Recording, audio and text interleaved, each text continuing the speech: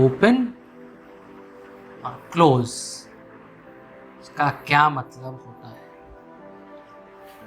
तो यहाँ पे जैसे लिखा हुआ है कि ओपन का मतलब है कि ये की है, तो यहाँ पर की बंद है, यहाँ पर की खुली हुई है। जहां की खुली होती है वहां पे करंट क्या, कोई पाथ नहीं हो सकता।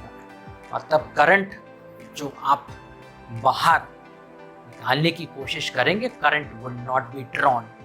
लेकिन इस केस में करंट जरूर फ्लो कर रहा है। हाँ, कुछ चीजें जो बहुत मेन है वो हमें बात करनी है, तो ये कि यहाँ पर ये जो पॉइंट है, ये और ये जो पॉइंट, तो ये वाला सिरा और ये वाला सिरा,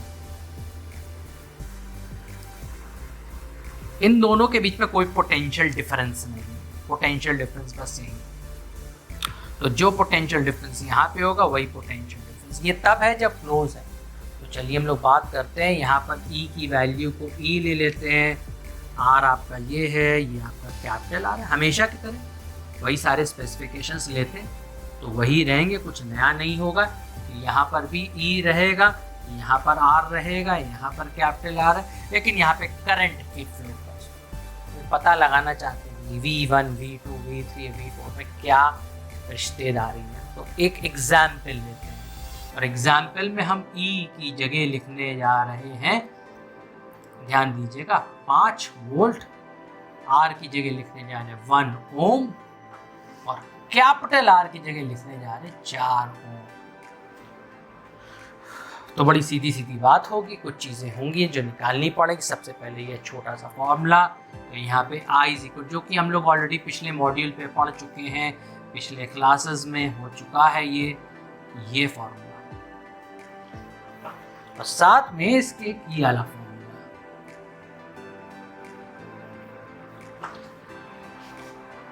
अब एक और चीज यहाँ पे नोट करेंगे, वैसे जरूरत तो है नहीं लेकिन फिर लिखना है चाहते हैं, ये equation E minus I are, ये 3 इक्वेशन है, पिछली क्लासेस में पढ़ चुके हैं। रिलेशन से पहले क्या लिखूंगा, मैं लिखूंगा वही इक्वेशन, अगर आपको याद नहीं है प्रॉब्लम होगी, E upon R plus R। तो फटाफट हम लोग I निकालते हैं, तो I इज इक्वल टू, अगर आप देखो तो यहाँ पे लिखूंगा 5, नीचे लिखूंगा 4 प्लस 1, बताने की जरूरत नहीं होगी कि I is equal to 1 ampere. अब उसी तरीके से यहाँ पे ये तो आप समझ गए हो, आपने करंट निकाल लिया, करंट आपने निकाल लिया। अब हम लोग कौन सी इक्वेशन यूज करने जा रहे हैं, हम लोग इक्वेशन जो यूज करने जा रहे हैं वो है V1 is equal to E minus I R.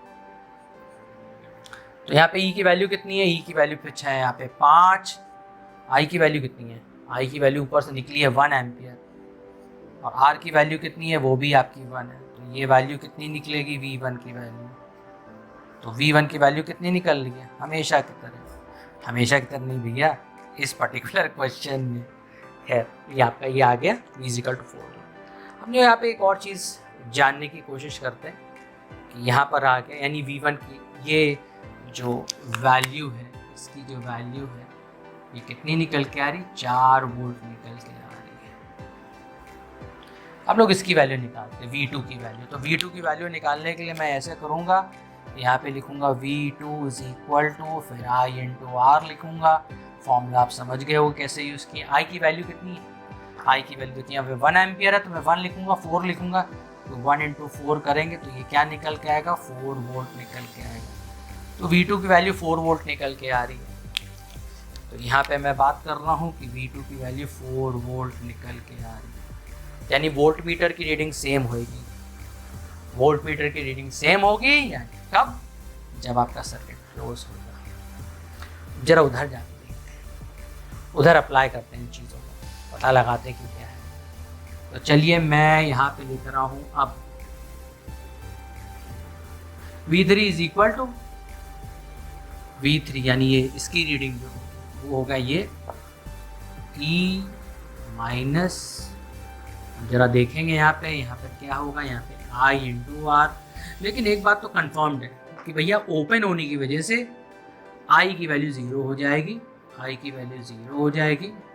तो यहाँ पर ई लिखा रहेगा, यहाँ पे V3 और ई की वैल्यू है कितनी, ई की वैल्यू गिवन क्वेश्चन के हिसाब से 5 है, तो ये 5 वोल्ट। अब अजीब सी बात नहीं है, यानी यहाँ पे कुछ इस्तेमाल ही नहीं हो रहा, तभी तो पूरा भरा हुआ। अरे बेटा जब मान नहीं हो तो ऑटोमेटिकली वो चीज़ बनी रहेगी, वोल्टेज की वैल्यू फिक्स होगी। और एक और चीज़ यहाँ पे अगर हम ध्यान दें तो इसको हम लोग बोलेंगे कि V4 की वैल्यू कैसे निकालेंगे।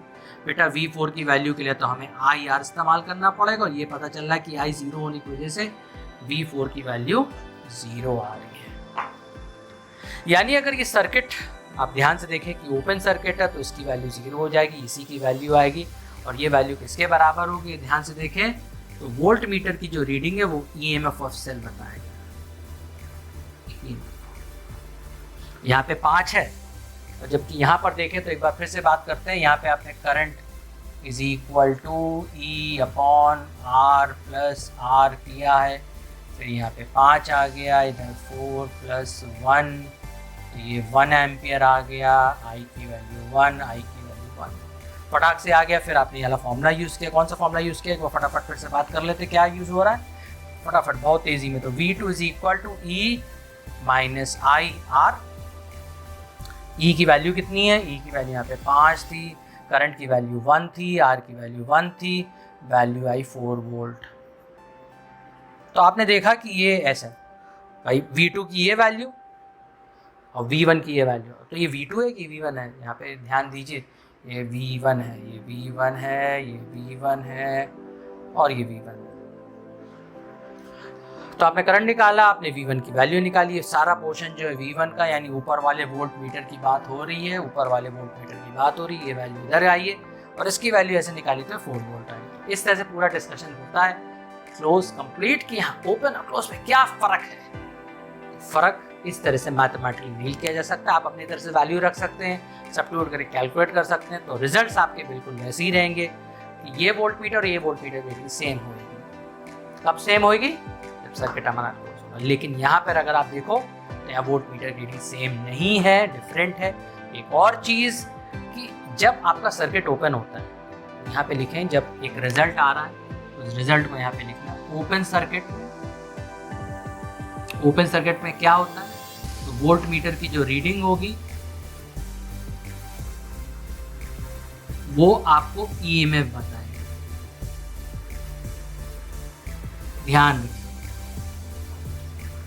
ओपन सर्किट में वोल्ट मीटर की जो रीडिंग होगी वो EMF बता देगी। तो क्वेश्चंस पे कहीं नहीं लिखा हुआ EMF कितना, ये लिखा है कि ओपन सर्किट है, ओपन सर्किट में वोल्ट मीटर रीडिंग है, तो वो आप क्या मानोगे कि यार वो चीज क्या है, वो EMF ऑफ अ सेल। ये हमारा टॉपिक यहाँ पर कंप्लीट होता है।